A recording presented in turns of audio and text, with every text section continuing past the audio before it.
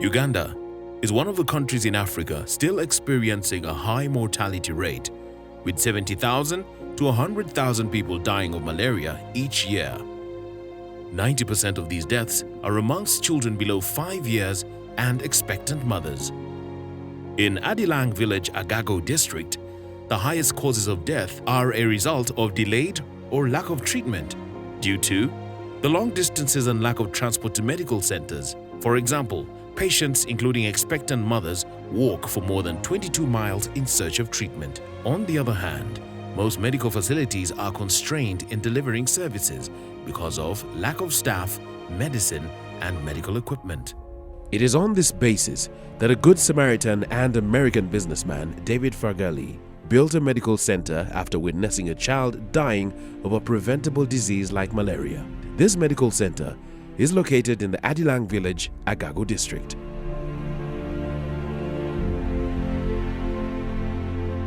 I wasn't very familiar with the health centers or even the hospital care until I come up northern Uganda to this village.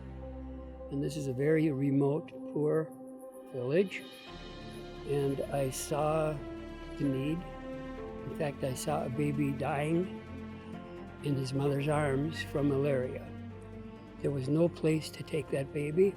I grew up seeing children dying in our compound. Young children, mothers delivering, lack of facility, gloves. Sometimes the roads are cut off. The bodies are brought on a motorbike for burial. This is how poor our people are. People can hardly afford a meal. There was drought and starvation in this area. When the children are sick, when people are sick, they've got to move to these places which are very far away. Coupled with the poverty, coupled with the difficulty of transportation. There's no roads, there's no cars, there's no stores, there's no mailboxes, there's no newspapers, there's no TVs. It's like a different world. Most people here are born and just expect to die because there's no help around.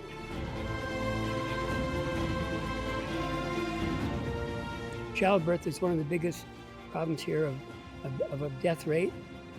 We've handled children with malaria and adults with malaria. That's maybe number 2. We have snake bite. You know, the snakes are around. You can see the mountain, you know, behind here, you know.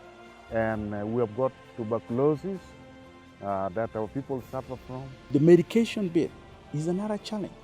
The medication that are coming in most cases are not the right medication. It's at least 2 hours away to the nearest clinic and they don't have cars, maybe a bicycle. To the eastern part, we have got Abim Hospital, which is 13 miles from here. And then to the northern part, we have got Dr. Ambrosioli Memorial Hospital, 22 miles from here. And to the western part, we have got Lasio Hospital, which is 160 kilometers away. Without health, our children cannot study. Without health, we cannot even grow crop in this place. Without health, many of the things, all the activities will have no future. David has given us that by giving us this medical center. For this reason, the people of Adilang named the medical center after him, David Fargali Medical Center.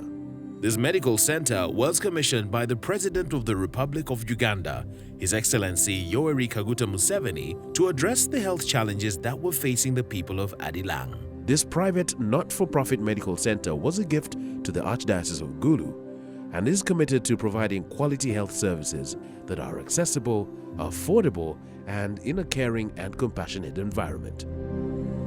I thank Mr. David for his gift of the health center. You hear we can now immunize against 13 diseases under antenatal care.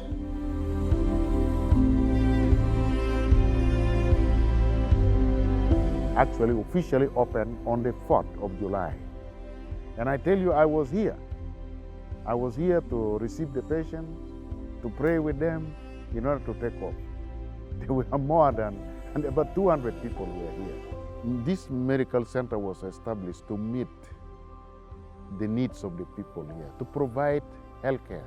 So we'll prevent diarrhea, dysentery, malaria, childbirth will be better, That's a huge, huge improvement from what they have now. The outpatient department, where when you are sick, you come, they take your history, they examine you, they make diagnosis, and they give you the right medicine that you can, and you go home. We'll be able to handle small wounds and snake bites here for them. We'll be 24 hours a day. We'll serve them. We'll have about half the hospital beds for moms.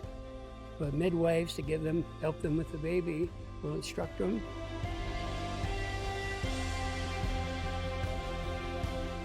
We hope and we pray that with the help of our friends and benefactors, that this place will develop into a hospital.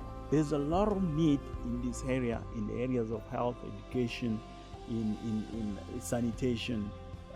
We need more water system in place, irrigation. There's a lot of land. We could farm.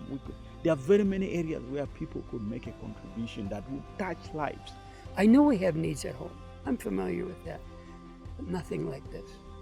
If you're born here and have no hope, your mom and dad have no hope, you just expect to die without help. Today, the people of Adilang can have hope where there was no hope, can believe one can get treatment when they fall sick, and an expectant mother can have a safe delivery. Investigations and diagnosis can be carried out before treatment. In all this, the Agago communities can now have a healthy living.